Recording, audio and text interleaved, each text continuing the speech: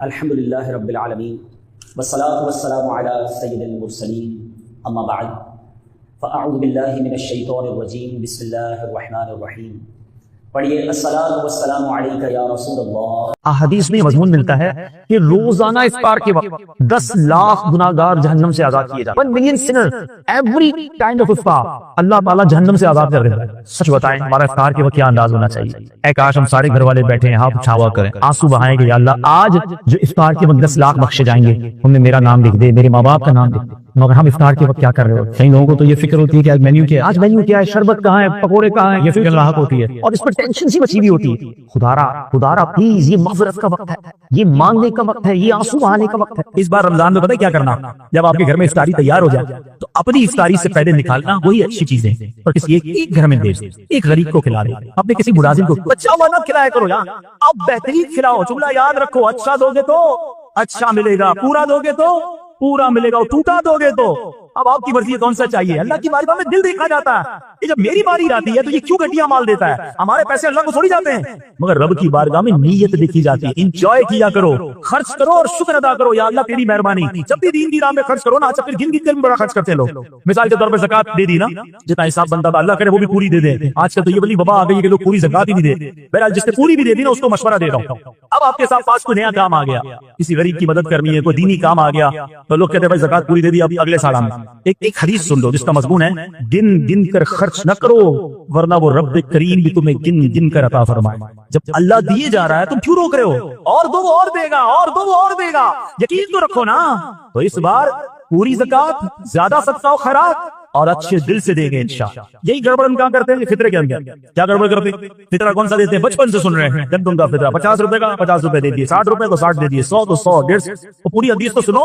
میرے آقا نے 4 فطرے بیان کیے ہیں، جو کا، کشمش کا، کھجور کا، پھر چوتھے نمبر میں گندم کی باری آتی ہے. ہماری تو سٹارٹ ہی گندم سے ہوتی ہے، سب سے سستی والی ہے نا. سستا والا فطرہ کون سا وہ لے لو. عید کے دن فطرہ دیتے ہیں نا، عید سے 2-4 دن پہلے دیتے ہیں. عید کی خریداری کرنے جب جاتے ہیں دکان پر تو کیا بولتے ہیں؟ بس سے سب سے سستا والا کپڑا نکال دو. یہ بولتے ہیں نہیں اچھا والا دکھاؤ، برانڈیڈ. نہیں کوالٹی کون سی آئی ہے؟ عید ہے بھائی، چوٹے اچھے والے، بچوں کے لیے برانڈیڈ. یعنی اپنے لیے خریدنا ہے تو اچھا ٹاپ لیول، اللہ کی راہ میں دینا تو سستے والا فطرہ. اپنے دل سے پوچھو یار، جب ٹھیک کر رہے سارا رمضان جو اجوا کھجور سے افطاری کر سکتا ہے وہ کھجور کا فطرہ کیوں نہیں دے سکتا؟ بہترین افطاری رب نے تمہیں پورا مہینہ کرائی، تمہیں روڈ میں بیٹھ کر افطار نہیں کرنی پڑی. اللہ کی بارگاہ میں دینے کی باری آئی. سب تیسری کیٹیگری کا فطرہ. میں نہیں کہتا فطرہ ادا نہیں ہوگا، کوئی اس کو مسکنسپشن نہ بنائے. غریب آدمی ٹھیک ہے وہ فطرہ دے دے اس کا ہو جائے گا، مگر جس کو رب نے کروڑ سے اچھا بنایا وہ اسی کام کرتا ہے بھائی. ہاں اچھی نیت کرو، اللہ تمہیں اتنا نوازے گا تم سوچ بھی نہیں سکتے. حضرت سیدنا انس رضی اللہ تعالیٰ عنہ روایت کرتے ہیں کہ رسول اکرم نور مجسم شاہ آدم و بنی آدم صلی اللہ تعالیٰ علیہ وسلم نے ارشاد فرمایا، اللہ تعالیٰ فرماتا ہے اے ابن آدم تو نے جب بھی مجھے پکارا اور مجھ سے رجوع کیا میں نے تیرے گناہوں کی بخشش کر دی اور مجھے اس کی پرواہ نہیں. اور اے ابن آدم اگر تیرے گناہ آسمان تک پہنچ جائیں پھر تو مجھ سے مغفرت طلب کرے تو میں تیری بخشش کر دوں گا اور میری ذات بے نیاز ہے. اے ابن آدم اگر تیری مجھ سے ملاقات اس حال میں ہو کہ تیرے گناہ پوری زمین کو گھیر لے لیکن تو نے شرک کا ارتکاب نہ کیا ہو تو میں تیرے گناہوں کو بخش دوں گا. میرے رب کی رحمت تو دیکھیے، اس کریم اور اس رحیم کے در سے رحمتوں کا برسنا تو دیکھیے. مجھے کوئی پرواہ نہیں اگر تو میرے پاس، میرا رب فرماتا ہے ابن آدم اگر تو مجھ سے تیری ملاقات اس حالت میں ہو کہ تیرے گناہوں نے ساری زمین کو بھر دیا ہو لیکن تو نے شرک کا ارتکاب نہ کیا ہو تو میں تیرے گناہوں کو بخش دوں گا. حضرت سیدنا انس رضی اللہ تعالیٰ عنہ سے روایت ہے آج اگر کوئی شخص جرم کرتا ہے اس کو عدالت میں پیش کر دیا جاتا ہے. اگر اس پر کوئی کیس ہو جائے، اگر کوئی دنیاوی کرائم کر لے پہلے تھانے میں رپٹ لکھوائی جاتی، اس کے بعد وہ کیس عدالت میں جاتا اور عدالت میں جانے کے بعد اگر وہ شخص کسی طرح ضمانت دے کر یا اپنی سزا بھگت کر یا سامنے مقدمہ کرنے والا معاف کر دے، کمپرومائز ہو جائے تو اس کو چھوڑ دیا جاتا ہے، بری کر دیا جاتا ہے. مگر آپ یہ بات جانتے ہیں کہ اس کا کرمنل رپورٹ بیک گراؤنڈ ہے وہ قائم رہتا ہے. کسی کو اگر آج سے 5 سال پہلے بھی سزا ہوئی ہو تو کورٹ میں اس شخص کا وہ کرائم رپورٹ باقی رہتی ہے، تھانے میں اس کا نام ضرور رہتا ہے، اس کا کریکٹر کلیئر نہیں ہوتا.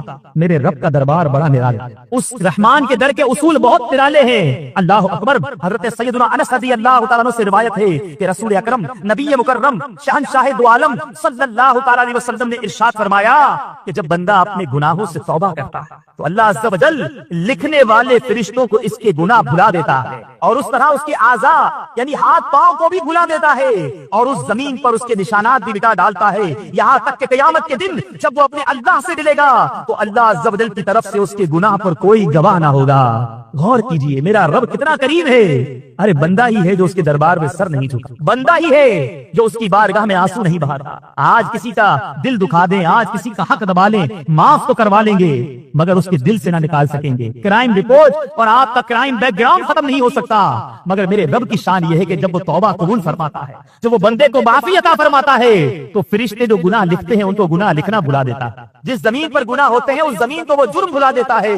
اللہ اکبر، جب وہ بندہ رب کی بارگاہ میں پیش ہوتا ہے تو اس کے تمام گناہوں پر کوئی گواہ بھی نہیں ہوتا، میرا رب اس کی بخشش فرما دیتا ہے۔ اے میرے پیارے اور محترم اسلامی بھائیوں، میرے آقا دو جہاں صلی اللہ تعالی علیہ وسلم نے توبہ کے حوالے سے جو ترغیبات ارشاد فرمائی، ایسی احادیث کرام بھی موجود ہیں کہ جس میں میرے آقا نے توبہ سے متعلق ہمیں ترغیبات ارشاد فرمائی ہیں کہ توبہ کرنے کے بارے میں ترغیب دی گئی۔ آئیے وہ حدیث پاک سنتے ہیں۔ حضرت سیدنا انس رضی اللہ تعالیٰ عنہ کہتے ہیں کہ رسول اکرم صلی اللہ تعالی علیہ وسلم نے ارشاد فرمایا، سارے انسان خطا کار ہیں اور خطا کاروں میں سے بہتر وہ ہیں جو توبہ کرتے ہیں۔ ایک اور جگہ ایک آدمی نے حضرت سیدنا ابن مسعود رضی اللہ تعالیٰ عنہ سے پوچھا، ایک آدمی نے گناہ کیا، کیا اس کی توبہ کی کوئی صورت ہے؟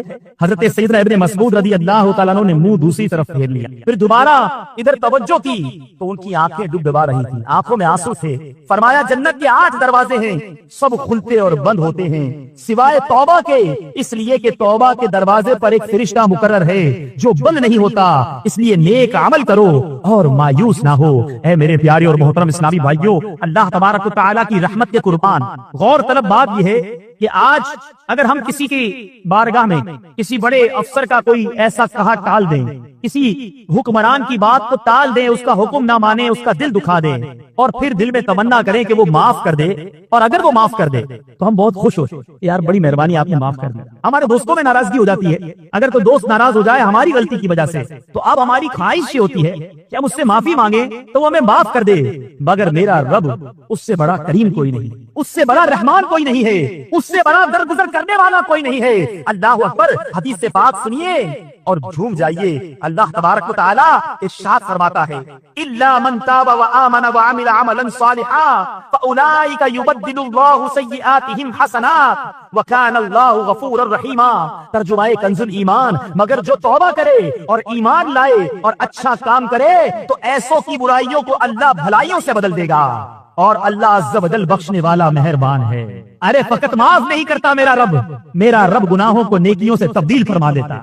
ارے اسی کے گناہ کریں، اسی کو ناراض کریں، اسی کی نافرمانیاں کریں، اور جب بندہ اس کے دربار میں سر جھکا لے، جب بندہ اس کی بارگاہ میں آنسو بہائے، جب بندہ اس سے معافی مانگے اور میرا رب جب اسے معافی عطا کرے، اس کا دریائے رحمت جوش میں آئے تو فقط معاف نہیں فرماتا بلکہ گناہوں کو نیکیوں سے بدل ڈالتا ہے۔ اللہ اکبر، اللہ اکبر، غور تو کیجئے کیسی رحمت ہے میرے رب کی سرکار کی امت پر۔ اللہ تبارک و تعالی توبہ کرنے والوں کے فضائل بیان کر رہا ہے، ذرا غور تو کیجئے۔ بندہ گناہگار ہے، بندہ سیاہ کار ہے، اپنے رب کی بارگاہ میں معافی مانگ رہا ہے، ارے میرا رب معاف بھی کر رہا ہے، ان کے فضائل بھی بیان کر رہا ہے۔ اللہ تبارک و تعالی قرآن مجید میں ارشاد فرماتا ہے، ان اللہ یحب التوابین ویحب المتطہرین۔ ترجمہ کنز الایمان، بے شک اللہ پسند کرتا ہے بہت توبہ کرنے والوں کو اور پسند رکھتا ہے ستھروں کو۔ اللہ اکبر، ارے جن کو اللہ پسند کر لے، جن کو اللہ محبوب بنا لے، ان کا دنیا میں بھی بیڑا پار ہے، آخرت میں بھی بیڑا پار ہے۔ ایک اور مقام پر میرا رب ارشاد فرماتا ہے، ترجمہ کنز الایمان، مگر جو تائب ہوئے اور ایمان لائے اور اچھے کام کیے تو یہ لوگ جنت میں جائیں گے اور انہیں کچھ نقصان نہ دیا جائے گا۔ رحمت دا دریا الہی ہر دم بغدا تیرا، رحمت دا دریا الہی ہر دم بغدا تیرا، جے ایک قطرہ بخشے مینوں کم بڑھ جاوے میرا۔ عدل کرے تے تھر تھر کمن اچھیاں شانہ والے، عدل کرے تے تھر تھر کمن اچھیاں شانہ والے، اے مولا عدل کرے تے بخشے جاسن میں برگے منہ کالے۔ میرے رب کی وہ شان ہے کہ جب بندہ معافی مانگتا ہے، جب اپنے سر کو اس کے دربار میں جھکا لیتا ہے، اپنے آنسوؤں کو بہنے دیتا ہے تو میرا رب تو وہ ہے جو بندے کو اس کی ماں سے زیادہ چاہنے والا. روایتوں میں آتا ہے کہ رب تعالیٰ اپنے بندوں کو ان کی ماں سے 70 گنا زیادہ چاہتا ہے. ارے جب ہماری ماں ہمیں تکلیف میں نہیں دیکھ سکتی، ہماری ماں ہمیں غم میں نہیں دیکھ سکتی، تو وہ رحمان، وہ رحیم، وہ کریم وہ اپنے بندوں کو تکلیف میں مبتلا کرے گا. یہ بندہ ہے جو اپنے رب سے ناطا توڑ لیتا ہے، یہ بندہ ہے جو اپنے رب کو ناراض کر کے اس کی طرف رجوع نہیں کرتا. آپ نے حدیث پاک قرآنی آیات سنی، ہمیں پتا چل رہا ہے کہ توبہ ایک ایسا دروازہ ہے کہ اس طرف پکارا جا رہا ہے کہ آ جاؤ میرے بندے، میرے دامن کرم میں چھپ جاؤ. اب ہمیں چاہیے کہ اپنے رب کی طرف رجوع لائیں. اب سوال یہ دل میں پیدا ہوتا ہے کہ ایسی کیا وجوہات ہیں کہ بندہ گناہ تو کرتا ہے، مگر اتنے سارے فضائل قرآن میں ہم نے سنے، احادیث میں سنا، تو ایسی کیا وجہ ہے کہ بندہ توبہ کی طرف جلدی نہیں کرتا بلکہ توبہ سے بھاگتا ہے، یہ توبہ کرنے میں سستی کرتا ہے؟ آج کچھ وجوہات بھی بیان کروں گا اور انشاءاللہ فیضان مرشد سے ان وجوہات یا ان سبب کے کچھ طریقے یا اس کا علاج بھی عرض کروں گا، تاکہ ہمیں پتا چلے کہ کون سی ایسی رکاوٹیں ہیں، کون سی ایسی بندشیں ہیں جو ہمیں اپنے رب کی طرف توبہ کرنے سے روک ڈالتی ہیں. سب سے پہلی وجہ وہ یہ ہے کہ گناہوں کے انجام سے غافل ہونا توبہ کی راہ میں بہت بڑی رکاوٹ ہے. شاید اس کی وجہ یہ ہے، غور طلب بات ہے، کہ انسان کو جس عذاب سے ڈرایا گیا ہے وہ عذاب اس کی آنکھوں سے اوجھل ہے. کہا جاتا ہے جہنم میں جلایا جائے گا، جناب آگ میں ڈال دیا جائے گا، شراب پیو گے تو یہ گناہ ملے گا، نماز نہیں پڑھو گے تو یہ گناہ ملے گا، بد نگاہی کرو گے تو آنکھوں میں آگ ڈال دی جائے گی، برا سنو گے تو کانوں کے اندر سیسا پگھلا ہوا ڈالا جائے گا. تو یہ گناہ کے ہم عذاب تو سنتے ہیں مگر یہ عذاب انسان کی نظروں سے اوجھل ہے، اس نے دیکھے نہیں. تو اس وجہ سے یہ انسان کا فطری تقاضا کہ جو چیز کیش ہوتی ہے، جس کا رزلٹ فوری ملتا ہے، انسان اس کی طرف چلا جاتا ہے، بعد والے رزلٹ کو چھوڑ دیتا ہے. مثال کے طور پہ گناہ کرتا ہے، شراب پی، معاذ اللہ، لذت فوراً مل گئی، عذاب کو نہ ملا، عذاب کو بعد میں ملے گا، تو انسان فوری رزلٹ والی چیز کی طرف جلدی چلا جاتا ہے. جھوٹ بولا، بظاہر تھوڑا سا فائدہ اٹھا لی، فوراً رزلٹ مل گیا، جھوٹ کا عذاب تو باقی رہا مگر سامنے کو عذاب نہ آیا.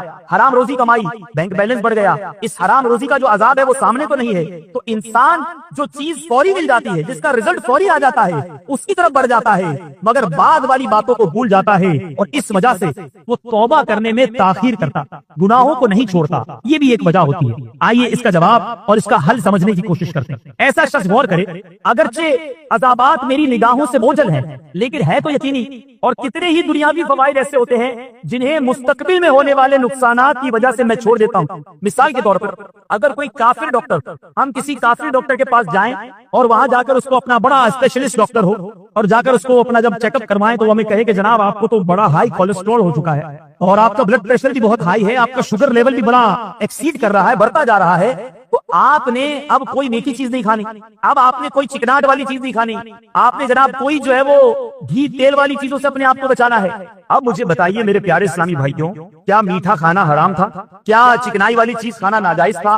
کیا اس طرح کے مرکن غذائیں کھانا غلط تھا؟ سب جائز چیزیں تھی، حلال چیزیں ہیں، مگر ہمیں یہ بھی نہیں پتا کہ اس کا جو سمپٹمز وہ بتا رہا ہے کہ اس کو کھانے سے اللہ نہ کرے ہارٹ اٹیک ہو جائے گا، شوگر ہائی ہو جائے گی یا گردے فیل ہو جائیں گے. یہ چیزیں تو بعد میں ہونی ہیں مگر آج دنیا میں آنے والے نقصان کے پیش نظر ہم ایک کافر ڈاکٹر کی تو بات مان لیتے ہیں اور اس کی بات مان کر حرام نہیں حلال چیزوں کو کھانا چھوڑ دیتے ہیں. تو رب کے وعدوں پر یقین کیوں نہیں رکھتے؟ ارے اس کے وعدے سچے ہیں. اگر اس نے ارشاد فرمایا ہے کہ گناہگاروں کو وہ عذاب دے گا تو وہ عذاب دے گا، اس کے وعدے سچے ہیں. ارے رب کے وعدوں پر حرام نہیں چھوڑتے اور آج ڈاکٹر کی بات پر حلال چھوڑ دیتے ہیں. ایسے شخص کو غور کرنا چاہیے کہ مجھ سے بڑا نادان کون ہے کہ میرے رب کے وعدے سچے ہیں، آج حرام کو چھوڑ دوں، ورنہ ایسا نہ ہو کہ آج تو مجھے یہ حرام میں بڑی لذت آ رہی ہے، کل اس کا جب عذاب چکھنا پڑے گا، جب اس کا عذاب ملے گا تو میں کیسے اپنے رب کی بارگاہ میں کس منہ سے پیش ہو سکوں گا؟ تو امید ہے یہ جو رکاوٹ ہے یہ دور ہو جائے گی. دوسری وجہ جو انسان کو توبہ کرنے میں تاخیر کا باعث بنتی ہے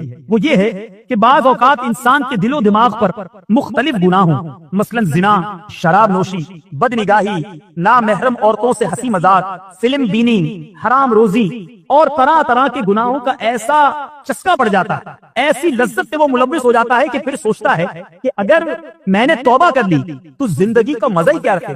کیا فلم دیکھے بغیر بھی زندگی کا کوئی مزہ ہے؟ کیا جھوٹ بولے بغیر اور یہ فرینڈ سرکل کے بغیر بھی میں زندہ رہ سکوں گا؟ اچھا جناب میں تو شراب کا ایسا عادی معاذ اللہ، تو اب شراب پیے بغیر کیسے زندگی گزرے گی؟ ایسے لوگ اس لیے بھی گناہوں سے دور نہیں ہوتے کہ اب زندگی کا ایک ایسا جزو لا ينفق وہ گناہ بن چکا ہوتا ہے کہ ایسا لگتا ہے کہ یہ گناہ چھوڑیں گے تو زندگی بے مزہ ہو جائے گی. پھر کیسے توبہ کر؟ اگر یہ رکاوٹ ہے تو آئیے اس کا حل بھی سنتے ہیں. حل یہ ہے کہ اس قسم کی جو صورتحال سے دو چار شخص ہو یا ہم میں سے بھی اگر کوئی ایسا بدنصیب ہے کہ گناہوں کی ایسی عادت پڑ چکی ہے جس کو چھوڑنے کا دل نہیں چاہتا، بلکہ ایسا لگتا ہے کہ یہ چھوٹے گی نا تو کوئی لذت نہیں رہے گی، زندگی میں کوئی گلیمر نہیں رہے گا، بڑی بے مزہ سی زندگی ہو جائے گی. میرے پیارے اسلامی بھائیوں، ایسا شخص اس طرح سوچے کہ جب میں زندگی کے مختصر ایام میں ان لذتوں کو نہیں چھوڑ سکتا تو مرنے کے بعد ہمیشہ ہمیشہ کے لیے ان لذتوں سے کیسے محرومی گوارا کر لینا. مرنا تو ہے، اور آپ اور مجھ میں سے کوئی بھی یہ دعویٰ نہیں کر سکتا کہ کل صبح تک بھی وہ زندہ رہے گا. جب ہم اتنا بھی پتا ہے کہ ایک رات کی گارنٹی نہیں ہے، تو پھر جب مرنا ہے تو یہ تمام لذتیں چھوٹ جائیں گی. آج دنیا میں نہیں چھوڑ رہے، مرنے کے بعد تو ویسے ہی چھوٹ جائیں گی. اور دوسری بات کہ ان گناہوں کی لذت تو ہے مگر اس کا انجام طویل غم ہے. ایک بزرگ کا قول کاش ہم سب کے سینوں پر نقش ہو جائے. فرماتے ہیں کبھی بھی لذت کی وجہ سے گناہ نہ کرو، کبھی بھی لذت کی وجہ سے گناہ نہ کرو کہ لذت تو جاتی رہے گی لیکن گناہ باقی رہے. آج فلم دیکھی 2-3 گھنٹے تو بڑا لطف آیا، جیسے ہی فلم بند ہوئی لذت بھی ختم ہو گئی مگر اس کا گناہ نامہ اعمال پہ باقی رہ گئے. جھوٹ بولا، اپنے دوست کو ہنسایا، جھوٹے